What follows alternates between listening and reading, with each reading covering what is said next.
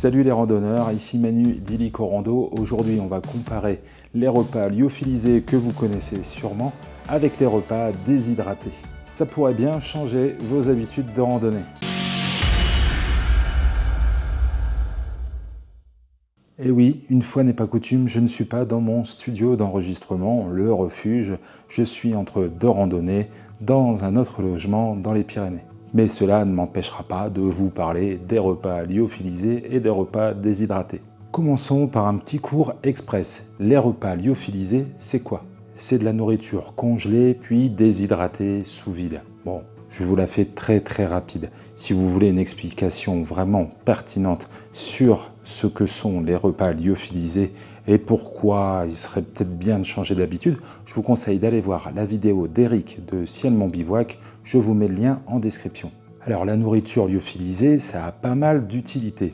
Ça préserve les nutriments et la structure des aliments. L'avantage, c'est que c'est ultra léger et ça se conserve très longtemps. Il ne faut pas oublier qu'à la base, ça a été fait pour l'exploration spatiale. Puis, en toute logique, d'autres explorateurs, mais sur Terre cette fois-ci, s'en sont accaparés. Et magie du marketing, aujourd'hui, on vous dit qu'il est indispensable d'en avoir pour partir en trek. Alors oui, c'est vrai, c'est pratique. Seul problème, c'est que ça coûte super cher et beaucoup se plaignent de la qualité gustative. Bien que moi, j'en ai essayé quand même pas mal, je n'ai jamais eu de mauvaise surprise, j'ai toujours trouvé ça très bon. Les repas déshydratés, qu'est-ce que c'est?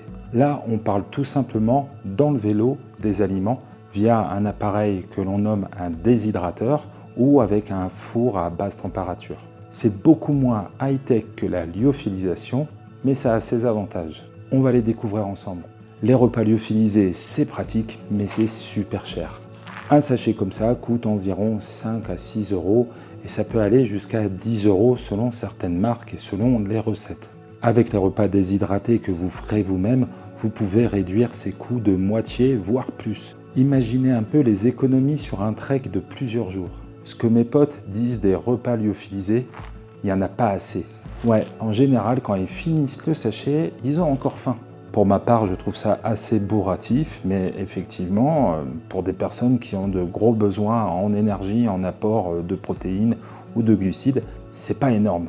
Avec le déshydraté, vous adaptez votre portion à vos besoins. Fini le gaspillage des sachets trop grands ou la frustration des petites faims. Avec les repas déshydratés faits maison, vous choisissez vous-même vos aliments préférés. Vous êtes végétarien, vous êtes allergique aux noix, que sais-je, vous adaptez vos repas selon vos besoins et vos envies. Les repas lyophilisés du commerce sont souvent bourrés de sel et d'additifs. En faisant vos propres repas déshydratés, vous savez vous-même ce que vous mangez. C'est idéal pour surveiller votre santé, même en pleine nature. D'ailleurs, restez bien jusqu'à la fin de cette vidéo, j'enfile mon tablier et je vous montre une recette facile à faire avec un déshydrateur. Et si ces conseils vous plaisent, n'oubliez pas de vous abonner à Illico Rando. Cliquez sur la petite cloche pour ne manquer aucun de mes conseils d'aventure. J'ai encore plein de secrets à vous révéler pour vos futurs randos. Je publie tous les mardis, merci. Avec des repas déshydratés faits maison, vous pouvez utiliser des produits de saison, locaux et de qualité. La déshydratation maison préserve mieux les textures que la lyophilisation industrielle. Vos légumes auront plus de croquants et vos fruits plus de moelleux. Réduisez considérablement vos déchets en préparant vous-même vos repas déshydratés. Vous pouvez utiliser des contenants réutilisables comme des Tupperware, des boîtes en plastique ou des Ziploc assez solides qui peuvent se réutiliser. Et vous direz enfin adieu aux sachets à usage unique. C'est également l'occasion parfaite d'utiliser vos surplus de fruits et légumes. Plus de gaspillage que des économies. Voilà, vous avez maintenant plein d'excellentes raisons de vous mettre au repas déshydraté fait maison. Allez, c'est pas fini, restez avec moi, je vais vous montrer comment préparer un repas déshydraté très simplement et ça épatera vos potes en randonnée. Allez, c'est parti! Ah oui, mais avant de commencer, je voulais vous montrer mon appareil. La chaîne de magasins Lidl faisait un déshydrateur à moins de 25 euros. J'ai sauté sur l'occasion. Donc voilà la bête. Alors c'est pas du haut de gamme, hein, bien sûr. Mais écoutez, jusqu'à maintenant, ça me suffit amplement. Ce que je vous conseille d'acheter en plus, ce sont les petits tapis qu'on met sur les grilles. Vous verrez ça plus tard, après la recette. Alors la recette est assez simple, nous allons faire un ragoût de lentilles déshydratées. C'est une recette 100% végétarienne. Oui, vous pouvez rajouter de la viande, soit avant, en mettant des lardons, de la saucisse de morteau, peu importe, soit après, arrivé au campement, lors de votre repas, du saucisson en dés, tout simplement. C'est une recette de base végétarienne pour que ça parle au plus grand nombre, sachant que vous pouvez rajouter de la viande. Voilà, le débat est clos. Vous pouvez également rajouter des glucides. Là, ça va être très riche en protéines avec l'apport des lentilles. Mais vous pouvez rajouter du riz ou des pâtes. Voilà, en cuisson 3 minutes, vous trouvez ça très facilement. Vous pouvez le mélanger à votre mélange déshydraté et tout réhydrater en même temps. Et vous verrez que le riz et les pâtes vont cuire à la même vitesse. Pour cette recette, il vous faudra 250 g de lentilles, 2 oignons, environ 400 g de concassé de tomates, 2 gousses d'ail émincées, 2 branches de céleri, 3 petites carottes ou 2 grandes carottes, sel, poivre, huile d'olive, paprika et un bouquet garni ou quelques branches de thym. Et environ 100 centilitres de bouillon de légumes. Alors là, j'ai mis mon huile à chauffer et je vais tout rajouter au fur et à mesure. Alors nous allons rajouter l'oignon,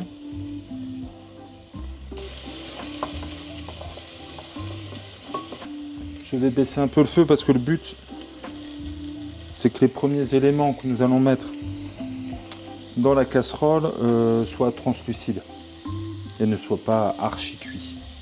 Donc j'ai mis l'oignon, je rajoute l'ail, le céleri,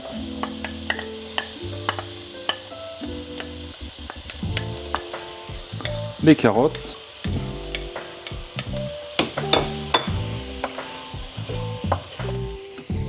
alors pourquoi il n'y a qu'une cuillère à soupe d'huile d'olive? En fait, la déshydratation avec les éléments gras, c'est un peu plus compliqué. Désolé, ça bip. Moins c'est gras, mieux ça va déshydrater. Voilà, donc là, il ne nous restera plus que les lentilles et les tomates à rajouter. Une fois que nos légumes seront un peu plus translucides, un peu plus tendres.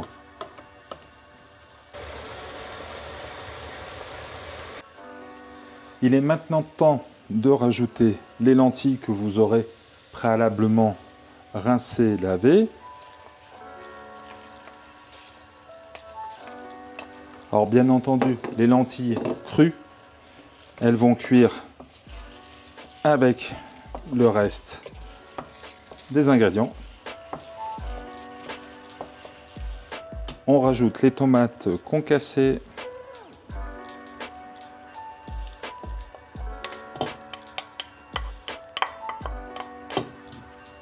il est temps de saler, de poivrer, de mettre un peu de paprika. J'ai glissé le thym dans une pochette à thé. Ce sera plus facile pour le retirer à la fin de la cuisson. Et je rajoute les 100 centilitres de bouillon de légumes. Une fois le bouillon versé et le tout assaisonné, on porte à ébullition. Et quand ce sera à ébullition, on couvrira pendant 30 minutes. Voilà, la préparation bout. Je vais baisser à feu moyen et couvrir pendant 30 minutes. Ça a bien cuit. Maintenant, on va laisser refroidir avant de commencer la déshydratation.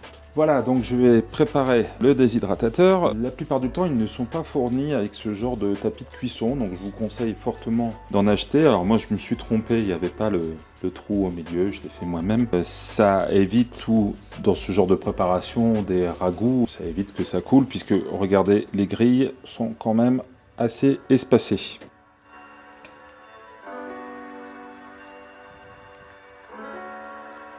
J'ai rempli 4 plateaux et demi. On va dire qu'un plateau, ça fait une bonne grosse portion. Donc là, on est sur au moins 4 portions. Ça fait pas longtemps que j'utilise le déshydrateur. Mais bon, de ce que j'ai vu jusqu'à maintenant, pour l'instant, je vais le mettre à 60 degrés pendant 9 heures. Ouais, c'est assez long, c'est une température pas très élevée, ça se fait très lentement. Je le règle sur 9 heures à 60 degrés. Et bien entendu, vérifiez, là vous pouvez le laisser 3-4 heures, hein, ce ne sera pas sec, mais au bout de 5 heures, vous pouvez commencer à vérifier si c'est sec ou pas sec. Au moindre doute, laissez-le, parce que sinon après il y a vraiment un risque de moisissure dans votre contenant. Il faut vraiment s'assurer que ça soit complètement sec. Donc là on en a pour un moment, je vais faire tourner toute la nuit et puis on se retrouve demain. Et voilà, nous sommes donc le lendemain, donc j'étais vraiment assez bon sur les estimations. Disons qu'il a tourné toute la nuit pendant 9 heures à 60 degrés. J'ai vérifié tous les plateaux, tout est bien sec. Et j'ai commencé déjà à les vider. Alors moi ce que je fais, c'est que un plateau, je le mets dans un ziploc. Et ça fait une portion. Il n'y a plus qu'à le réhydrater. Là, comme vous le voyez, ça se détache très facilement. Sur certaines recettes, ça peut faire des plaques plus solides. Donc dans ces cas-là, il faudra les retirer et les casser, voire même les broyer, parce que à la réhydratation, ça va pas être génial. Donc moi, je les mets dans ces ziplocs. L'avantage d'un ziploc, c'est qu'une fois que vous l'aurez vidé, vous pouvez le ramener, vous le retournez, vous le nettoyez, vous pouvez le réutiliser. Donc ça, c'est super pratique. Et voilà, on en a donc fini pour cette recette déshydratée. Une recette facile et assez rapide à faire pour vous lancer dans la nourriture déshydratée, en randonnée, en trekking, en bivouac, etc. En tout cas, si ça vous a plu, si vous voulez d'autres recettes, n'hésitez pas à me dire en commentaire. La vidéo vous a plu, n'hésitez pas à mettre un pouce, à vous abonner. Moi, je vous dis à mardi prochain pour une nouvelle vidéo. En attendant, prenez bien soin de vous sur les chemins. Ciao!